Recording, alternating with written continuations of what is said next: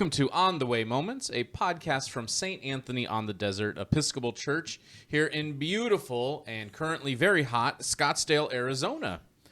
This podcast, we have the honor of hearing wonderful stories from some very interesting people and on-the-way moments that they've experienced that have helped change the course of their lives. I'm Will Strong, and I'm your host today. And on today's episode, we are excited to welcome Beth Clarke. Beth is currently living in Taiwan, teaching at Taipei American School. Welcome to the podcast, Beth. Well, hello. It's great to be here. It's good to have you. Thanks. Why don't you tell us a little about yourself? So, I grew up in Crystal Lake, Illinois, which is a northwest suburb of Chicago. And I grew up in the Episcopal Church there. And I attended Illinois State University, and I got a teaching certificate. And after graduation, I got a job at Brophy College Prep here in Phoenix.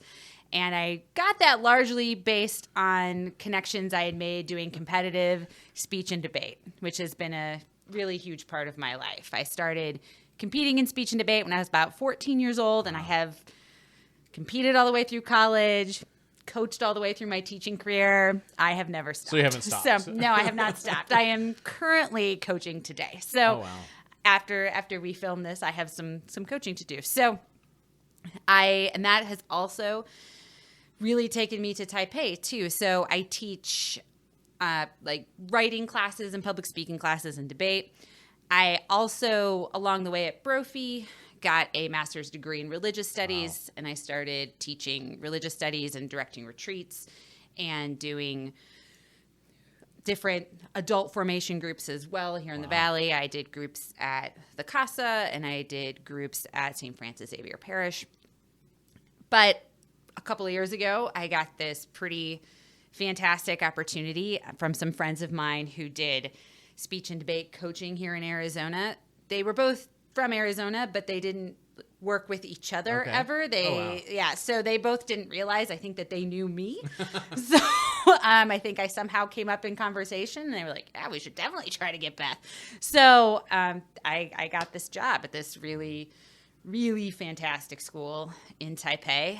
At first, I thought this was like kind of a joke almost. It's like, you're not gonna hire me. I was like, let me see an offer. And then I had an offer. I was like, oh man. So yeah, I decided very quickly, it was in the course of about a week and a half, that I was moving to Asia. So not something I ever thought I was gonna do, but has been a tremendous experience. How long ago was that? How long have you been?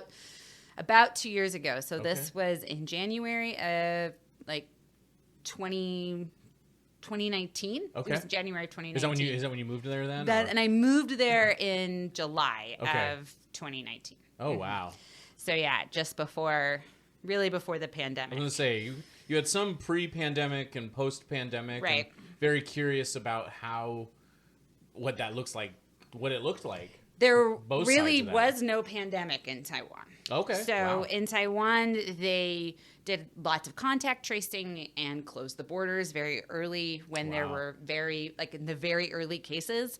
And so all of 2020, there were maybe 20, 30 cases in a country of 26 million people.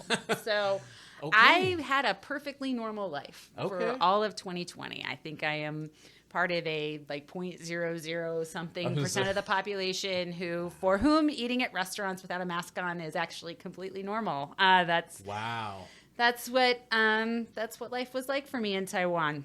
Okay. There was a recent outbreak, and so I got to come home a little bit early, but I'm obviously very worried about how things are there. Yeah. The cases are starting to taper down, but Taiwan finally had its outbreak in about May 9th.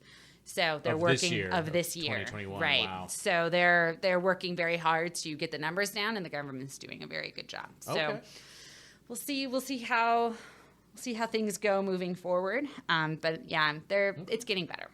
So what is life like in Taiwan? In some ways it's very much, it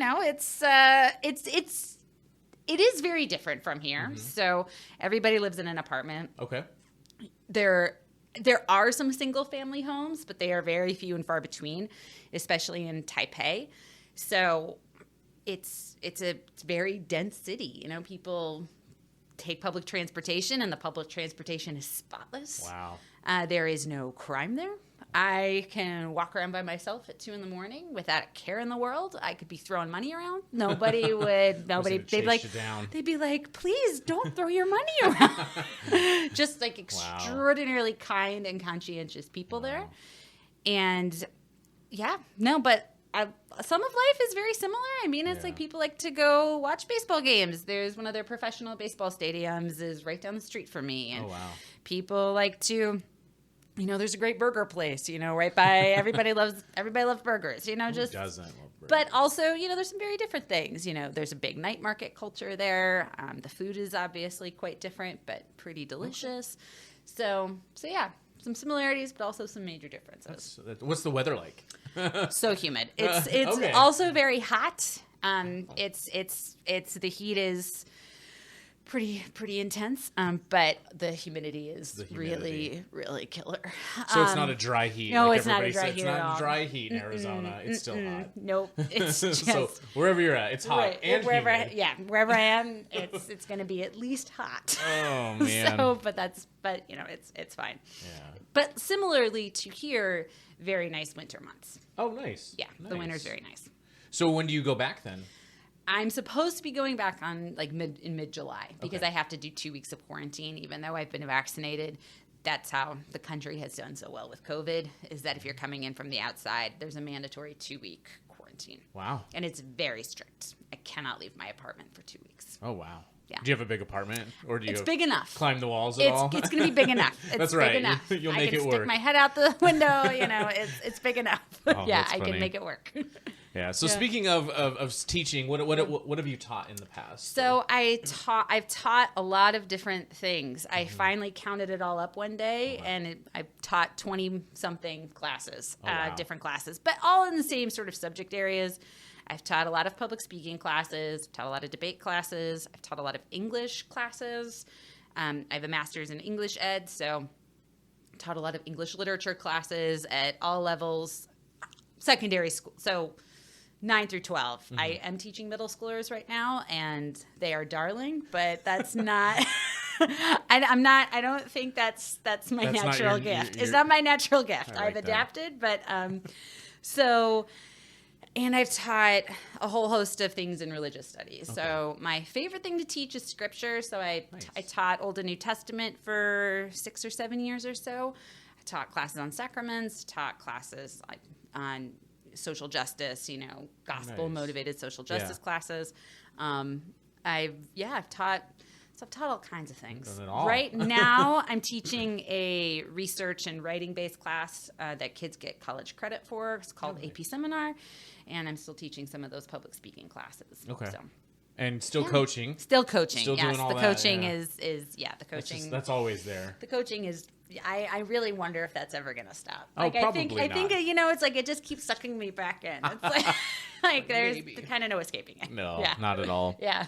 So how is teaching in Taiwan similar, different to being here and teaching in Phoenix? So the story I always tell when people ask me about this is that in Mandarin, the word for question and problem is the same word. Huh.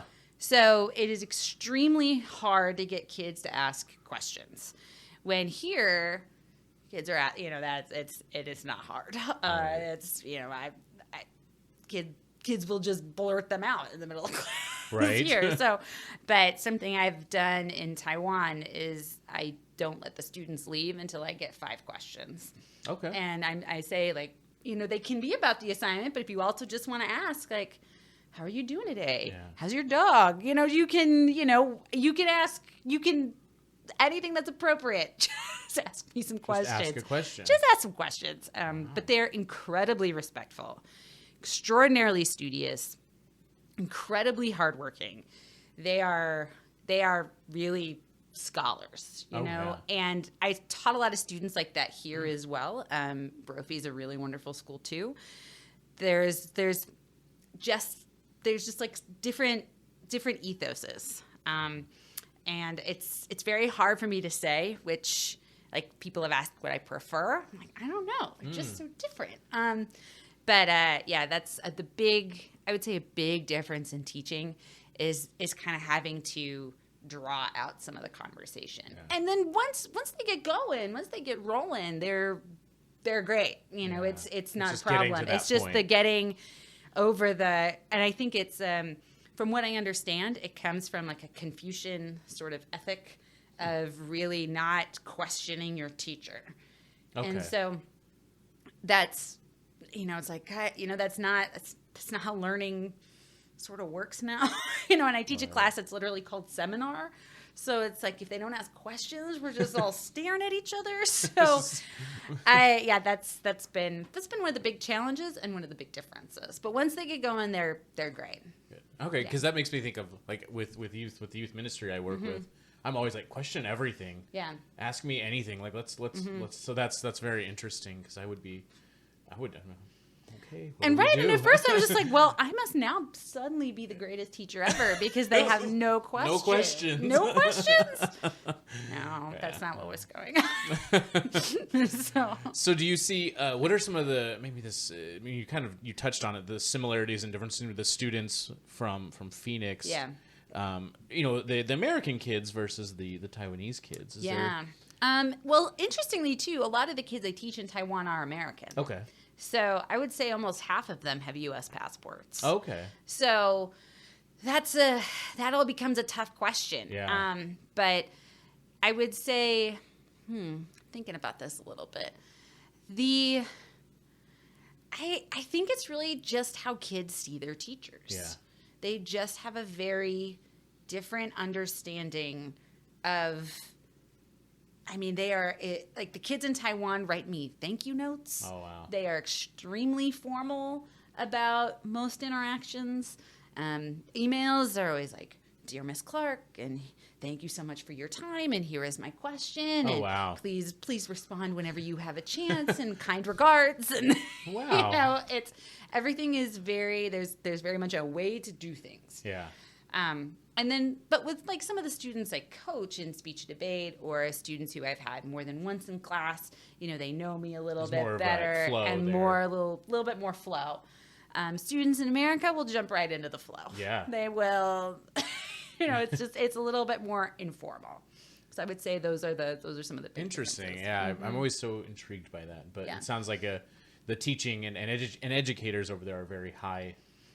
Held in very high, held highly, yes. Yeah. And as it should be. I mean, you guys are educators for a reason, and that. So yeah, one of the coolest things I've gotten to do so far in Taipei is Confucius's birthday. Okay. September 28th is a major holiday there. So so I got to go to the Confucian Temple in Taipei. Oh, wow. For the like special ceremony that they do. It was like, I never need to do it again. It was 2 hours long in the rain, but oh my gosh, it was incredibly beautiful. Oh, wow. And they had all of these different educators who represented different universities and different high schools. And my school always has a representative, and they're in very traditional clothes, and there's musical performances, and it's incredible. And it's all about honoring teachers. And so that's while I felt very respected, you know, in my community here, you know, as a teacher. Yes.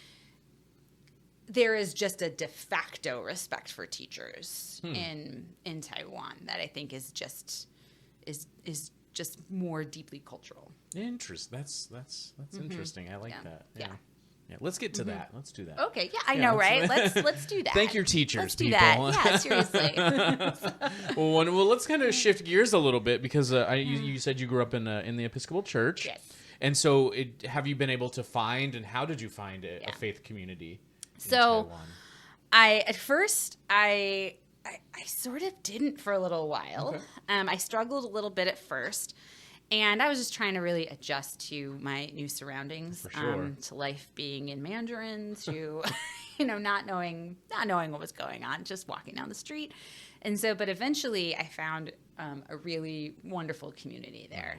Nice. So it's good, you know, the parish is called Good Shepherd, and they have a Chinese congregation and an English-speaking congregation. It's kind of a funny story because it started off being planted really as an English-speaking congregation for military personnel that lived there and business folks. But as there are fewer and fewer of those folks living in Taipei, the Chinese congregation took over, and now the Chinese congregation hosts us. Oh, wow. When at first it started that the English-speaking congregation was hosting the Chinese congregation. Oh, interesting. So it's shifted the roles shift. there. The roles have shifted. So, and it did not take very long. I'm on the executive committee there. I'm on the vestry there. That seems about right. Right. They're like, you seem to know some things. Come on. Did you grow up in the Episcopal Church? Because I can tell. Right. So, right. So that's funny. Exactly. I mean, it happened like maybe the third or fourth Sunday. Oh, wow. And this was wild. So the pastor there,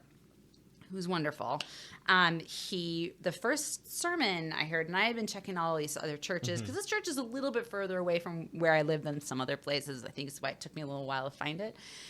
And when he was preaching, he was talking about his son walking his dog in Arizona, and the dog overheated. And after the service, I was like, where in Arizona? He's like, oh, Scottsdale. Like, I have a house in Scottsdale. And I'm like, no way. I was like, my parents have a house in Scottsdale. And I was like, where in Scottsdale? He's like, oh, McCormick Ranch. I'm like, my parents live in McCormick Ranch. So yeah, his house is about a mile away from my parents' house here. So that was funny. That was like one of those like whoa moments. Like, okay, I went all the way across the world to find a pastor in Scottsdale. Somebody Arizona. From Scottsdale. That's Scottsdale, funny. Right? So and we get coffee very often, and he was a military chaplain. He's been all over the world, and. Yeah, and the dog is okay. The dog did not overheat. The dog didn't. That was going to be my next question. I know. You got to finish. So yeah, you got to finish the story. The dog is okay. So yeah. Oh man, that's funny. That is. I love that small world. Yeah. Everyone literally lives here in Phoenix. Everyone or in Scottsdale. Everyone is somehow connected to Phoenix. Connected to the valley here. Yeah. It's insane. Yeah. So one of the things we like to ask all of our guests at the end is share something about an on the way moment. So a moment that may have shifted your life, and we always like to kind of know about people's stories. So I'm interested in becoming an Episcopal priest, and I was having this conversation with Father Jackson. I was like, I don't think I have like a lightning bolt moment. You know, I think I've thought about becoming a priest since I was an acolyte, and I was an acolyte from second grade to my senior year in high school. I just remember thinking, oh, this would be fun. I could do this.